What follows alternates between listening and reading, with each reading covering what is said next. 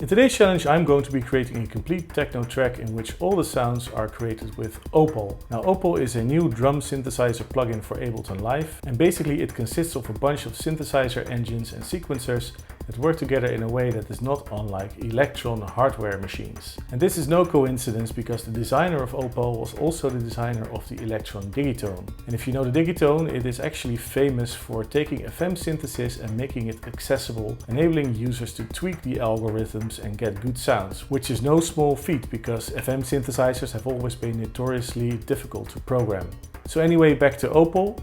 It also features an FM algorithm along with a bunch of other ones, and let's find out whether those are sufficient to generate all the sounds that I need to create a good sounding techno track. So without further ado, let's get into it. Starting off with the Gem engine here, which is the FM engine. I've created a simple 4 to the floor pattern, and right now I'm setting up the pitch envelope, and as you can hear, that creates the familiar kick drum sound.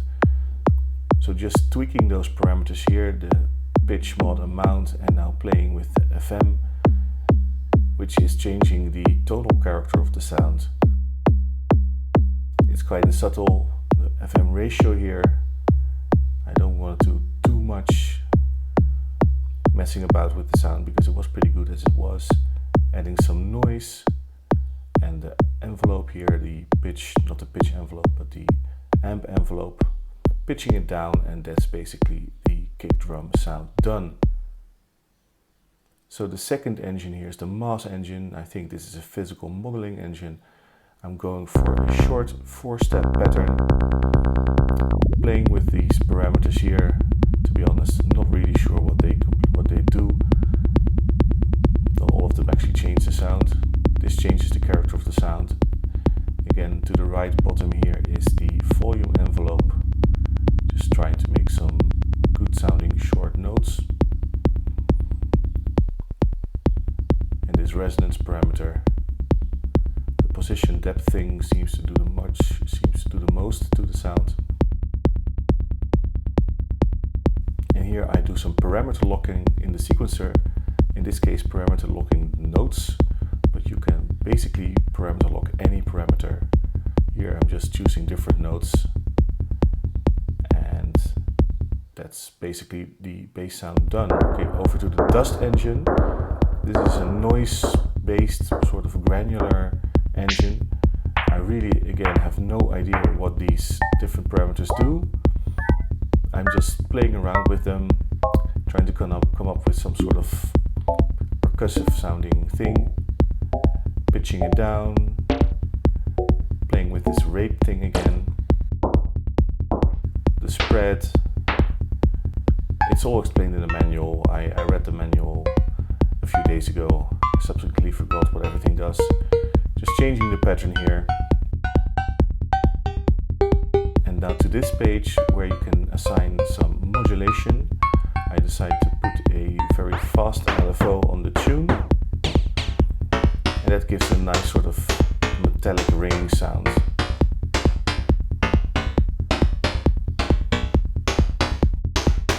Some more things here. Pitch envelope.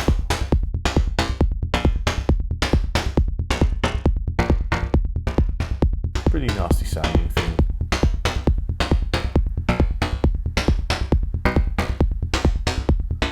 Reasonable percussive sound. Okay. The last engine here is the, I think it is called the, I forgot the name of the engine, but you can load samples in it. So I found the sample, pitched it up, changed the envelope, and with a second 8-note pattern here in the sequencer that gives me a hi-hat sound. There's some parameters that decide how the engine plays back the sample with these names, rate, spray, and blur here at the bottom. Again, not sure what those do, just tweaking them until I hear something I like. And that is a reasonable hi-hat sound. Okay, so moving on now, I'm going to some standalone versions of the plugins of the different engines. And these don't have an internal sequencer. These are controlled with MIDI clips, just like more normal VSTs. You can see the interface is pretty tiny. in the left bottom here. Again, this is the Gem engine, the first one I was playing with to create a kick drum, the FM engine, and now I'm trying to make a drone, adjusting the ratio of the frequency modulation and some different parameters. Again, not really knowing what I'm doing, but just tweaking until I hear something I like. Just bathed in a bunch of reverb, that always helps. Yeah. Valhalla Room to the rescue here, and that's my pad sound, I guess. Okay. And some auto panning for some variation in the sounds. Sounds okay together with the rest. Moving on to a fresh MIDI track, and on this one I'm loading the Dust engine. Again, I make a MIDI clip with some notes, in this case fast 16th notes, to play the thing, and going for another hi-hat sound here, tweaking the parameters.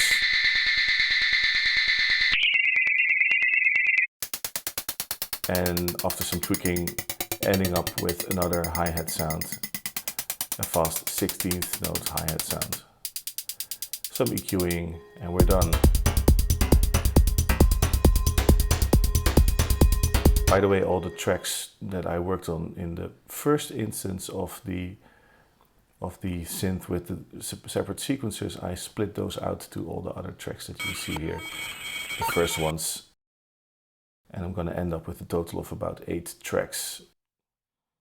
Okay, so new MIDI track, new MIDI clip, and another instance of Opal. In this case, I use the one that loads in samples, does some pretty nifty sample manipulation.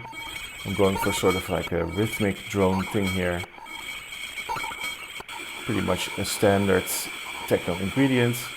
And to give it a rhythmic bounce, I introduce some fake side shading with the LFO tool. Drown it out in some reverb, which I put before the LFO tool. EQ it down. And that's basically going to be the rhythmic thing breathing in the background of my loop, which is, dare I say it, coming together nicely. Okay, finally again a new MIDI track with some MIDI notes, and in this case it's the Mass engine, which is sort of a modal synthesizer thing that aims to simulate physical instruments. I think this is maybe the easiest one to get a cool sound out of. Not a lot of tweaking needed to get this sort of bassy stab. Moving these parameters actually changes the sound in interesting ways. By the way, I've added some reverb via a Synth effect. And I decide to add in an LFO to modulate these parameters. So with the full version of the instrument, you get the sequencer and the parameter locking. With the standalone versions of the different engines, you can add an external LFO. So I'm adding a second one here, so to these position and depth parameters, and that really adds some cool variation to the character of this sound, as you can hear.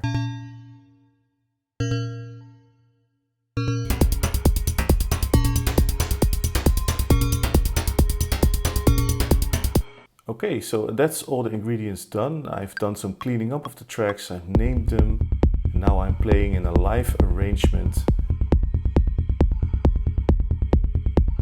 using a controller, the Akai APC40, to launch the clips, stop them, do some volume automation, send effects, that kind of stuff.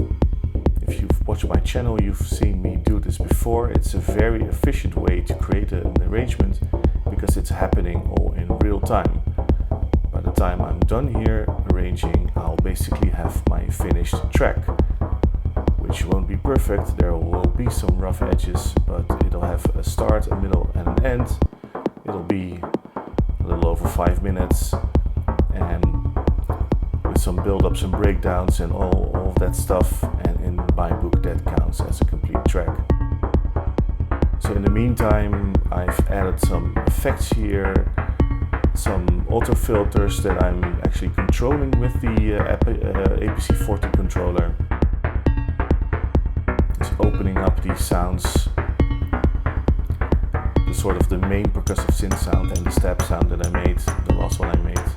Adding in the hi-hat here, starting that clip.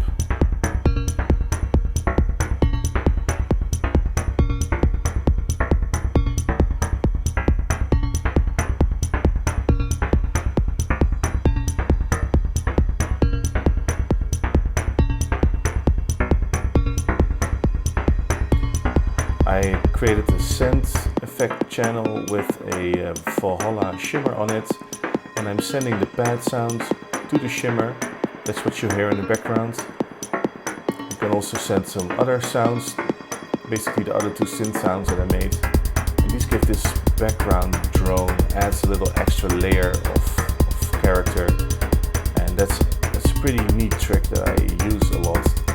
Basically, it almost creates a new instrument that's droning in the background. That's actually on the Synth C channel. You can see it in the bottom of the screen, the right bottom of the screen.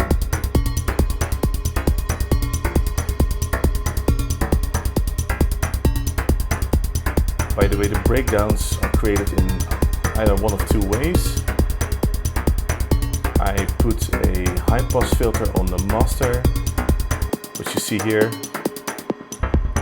activating and deactivating that with the APC40, and turning it on creates this high pass sort of DJ style break. The other way of creating a break would be just to stop the kick and the sub clips from playing for a bit. Of course, that drops out the beat completely, and you'll see me doing that later on in this arrangement. Again, trying to keep things interesting by playing with the cutoff of the filters on the synth sounds. Starting and stopping clips. The hi-hat was gone for a bit, now it's back. Again, a very short break with the high pass on the master. Normally I tend to put this high pass on a group channel with the kick and the sub bass.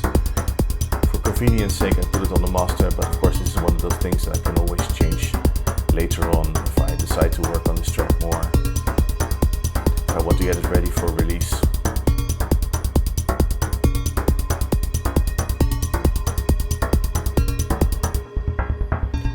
So this is where I stop the kick and the sub clip. I was actually a bit late stopping the sub clip, so that rambled on for a little bit more, but that's one of those things I can of course correct later.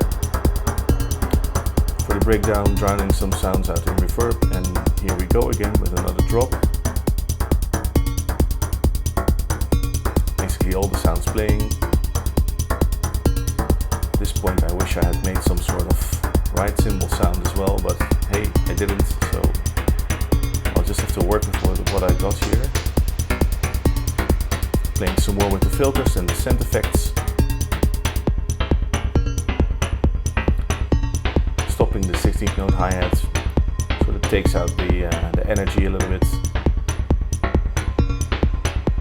We're nearing the end here. I think I'm doing another breakdown.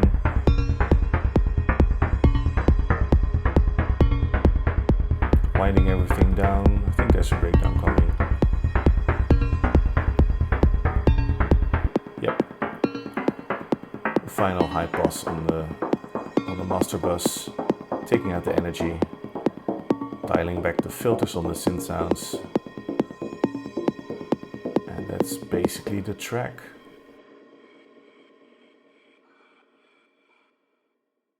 So there you have it, a complete techno track made in its entirety with sounds from Opal. I hope you enjoyed this video, I hope you enjoyed this track. Let me know in the comments, and if you did enjoy it, please leave a like and consider subscribing if you want to see more of these kinds of videos. I have a lot more coming. But in any case, if you've made it this far, thank you so much for watching, and I'll see you on the next one. Bye bye.